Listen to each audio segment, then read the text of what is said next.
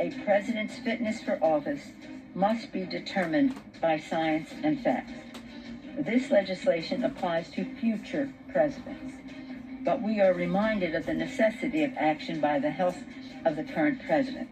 With this bill, the Congress honors our oath to support and defend the Constitution and protect the American people.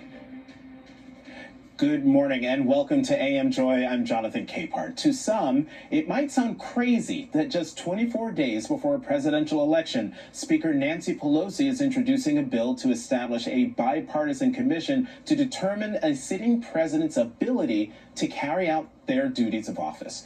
The idea is based on the 25th Amendment, which outlines presidential succession. Speaker Pelosi insists the effort has nothing to do at all with the upcoming election or the current president, but everything to do with protecting the Constitution. But the move is understandable if you consider what Donald Trump did this week after leaving Walter Reed, where he was treated for the coronavirus. Take a look.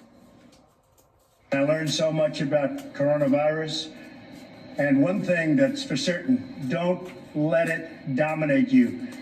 Don't be afraid of it. I know there's a risk, there's a danger, but that's okay. And now I'm better, and maybe I'm immune. I don't know. So I think this was a blessing from God that I caught it. This was a blessing in disguise. I feel perfect. There's nothing wrong. I had a case. I got it knocked out. I think it was Regeneron that was responsible for it.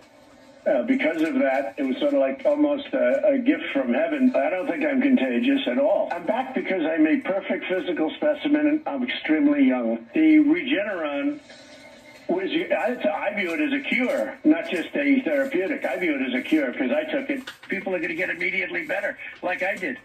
I mean, I feel better now than I did 2 weeks ago. I'm just saying that we have something that will cure this now, and a cure.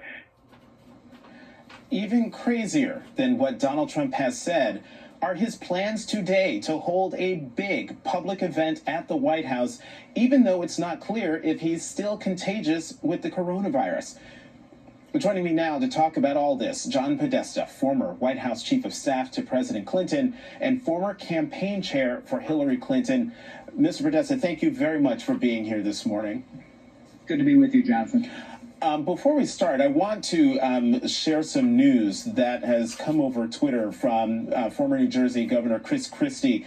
He's tweeted out, "I am happy to let you know that this morning I was released from Morristown Medical Center. I want to thank the extraordinary doctors and nurses who cared for me for the last week. Thanks to my family and friends for their prayers. I will have more to say about all of this next week." So good wishes to former Governor Chris Christie on that being released from the hospital. But Ms. Podesta, we're here to talk about the effort on Capitol Hill that Speaker Pelosi announced yesterday about a commission, to look at invocation of the 25th Amendment. You're a former chief of staff.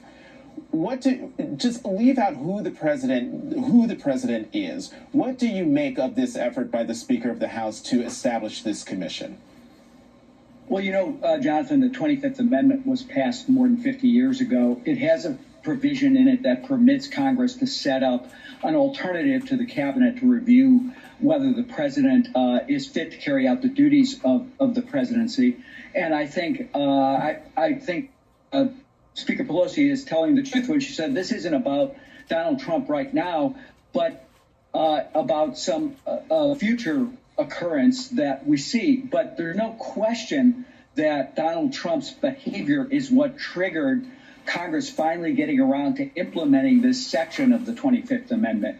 When you think about the advice he's giving to the American people in the video clips that you just showed, when you think about the fact that his mishandling of the coronavirus has cost the lives of 213,000 Americans, the worst record in the world, you have to ask yourself, is he under the influence of the drugs? Is it just more of the same of his incapacity to feel the pain of others? But he's really giving messages to the American people that are endangering the lives of hundreds of thousands of more people. There was just a recent study by the University of Washington that said if people would just wear masks, we could save 100,000 lives by the end of the year. And President Trump is giving exactly the opposite message to the American public. Well, John, I'm glad you brought that up about, the masks, and if the president of the United States would wear a mask, the message that would send to the American people. Today, we know that 2,000 people have been invited to an event at the White House on the South Lawn. What message does that send to the American people? It's very clearly, don't take this seriously. Go about your lives, do whatever you were doing before COVID struck the country. He's been doing this since January, even though he knew this was a dangerous disease that could kill tens of thousands, hundreds of thousands of Americans. As he said to Bob Woodward on tape, that's now been reported in Woodward's book. And he continues to tell people, don't take this seriously. And, it's that combined with the other erratic behavior, the joyride he took while he was in the hospital, kind of endangering the Secret Service agents, the early return to not just to the White House, but to the workspaces of the White House, the Oval Office, the West Wing, out in the gardens, etc. He's putting his staff at risk. He's putting the public servants who support him at risk. And now he's doing the same thing with this Mussolini-style White House rally from the balcony. Former White House Chief of Staff under President Bill Clinton, John Podesta, thank you very much for coming on the show today. Thanks, Jonathan.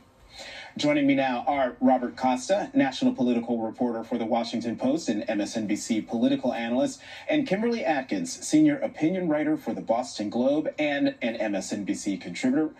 Robert, Kimberly, thank you very much for being here this morning. I want to pick up on this 25th Amendment conversation because one of the things about the commission, about this commission that Speaker Pelosi announced yesterday is that it's supposed to be bipartisan, and the vice president is supposed to be a part of it. Robert, you know these folks and cover these folks very well. How likely is it that a bipartisan commission can actually be fielded? It's very unlikely at this point because, as I've been reporting all week for our paper, The Washington Post, the Republican Party is uneasy with President Trump's conduct as he recovers from the coronavirus. They don't like how he's walking away from the stimulus negotiating table, but they still feel like they can't do much about it because they need his political capital. So whether it's Vice President Pence or members of the U.S. Senate, at this point, the Republican Party is still in lockstep with President Trump. What the Speaker's trying to do, I'm told by her associates, is prod the GOP into thinking a little harder about the president's fitness for office. They did not impeach the president. It was only Senator Romney who went out there and went against the president. And she's in a post-impeachment world, in a pandemic, trying to get them to at least consider moving toward her. Kimberly, actually, Robert, let me stick with you one second, because there was a tweet that President Trump sent out about the Pelosi bill where he tweeted out, "Crazy Nancy Pelosi is looking at the 25th Amendment in order to replace Joe Biden with Kamala Harris. The Dems want that to happen fast because Sleepy Joe is out of it." The problem, what concerns me about this tweet is that Joe Biden is not president of the United States. How do these tweets and all of the actions that the president has taken in these interviews, how much concern is in the White House about what the president is doing now? There's confusion across the board inside the White House, inside the Republican Party, and you're seeing, Jonathan, people like Senator Cornyn of Texas, Senator McSally of Arizona, start to distance themselves rhetorically, a bit politically, from President Trump. But they know that they're in the middle of a political war and that the president's behavior is so unpredictable. And he's also going to unfounded conspiracy theories at almost every turn, whether it comes to the 25th Amendment discussion or the election's integrity. Kimberly, we got to talk about this event that's going to happen today at the White House. 2,000 people. I have this full screen here from Politico. Trump launches his post-coronavirus recovery tour. Later today, Trump is expected to speak at the White House. Quote, more than 2,000 guests have been invited, according to a person familiar with the event. What on earth, Kimberly? What's he doing? Yeah, there are a number of things wrong with this, right? I mean, starting with the fact that you're not supposed to hold what is essentially a campaign event at the White House. But more importantly, there is the health risk of gathering large crowds. We know exactly what happened the last time a White House event, a large White House event was held. We're just seeing that the governor of New Jersey, Chris Christie, just being released after nearly a week in the hospital. We're glad he's feeling better. But recall where he was before he went there. He was at an outdoor White House event hugging folks. This is clearly very dangerous, but it's right in line with every message the president has sent before he was even released from the hospital, which is projecting this idea that the coronavirus is not scary, that if you get it, you will be cured. Of course, no one in America would get the kind of care that Donald Trump received after he tested for the coronavirus. So he's holding out this cure that does not exist.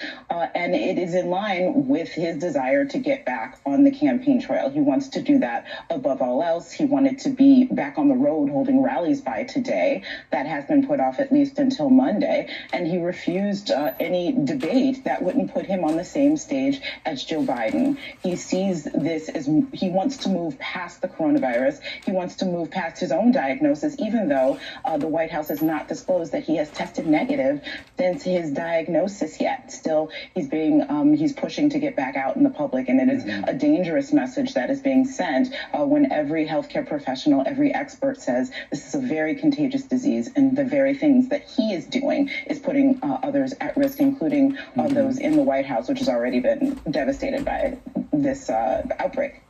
Right, and that's a great segue for me to go back to Robert and ask two questions. One, is there anyone left in the White House who can say, Mr. President, no, this is a bad idea? And two, of the people who are still in the White House, working in the White House, how freaked out are they about having a boss who is infected, as far as we know, still with the coronavirus?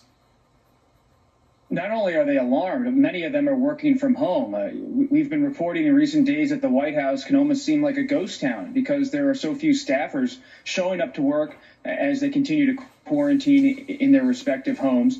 You're seeing, though, Jonathan, a culture from the top, from President Trump to Chief of Staff Mark Meadows to other senior officials. At this point in the Trump presidency, this is a presidency dominated by the president. You're not having competing personalities at the top like we remember in 2017. We wrote so much about Steve Bannon versus Reince Priebus and all the different personalities at the upper echelon at the West Wing. Now it's President Trump, and what he wants, he seems to get, whether it's an event Saturday, today at the White House, a rally on Florida, on Monday, despite warnings from health officials, despite warnings from doctors, he continues to plow forward. And the motivation, I'm told, Jonathan, is that he sees the polls. He's behind Vice President Biden. He wants to get back on that campaign trail. And real quick, Robert, we got 20 seconds left. Are there any conversations among the cabinet about the 25th Amendment? No discussions with the current cabinet. None at all. This is something they avoid like the plague because they know the president's wrath would come soon after. Right. All right. Robert Costa, Kimberly Atkins, thank you very much for coming on the show today. Thank you. Thank you. Coming up, we'll give you the results of Trump's Fox News checkup. Keep it right here.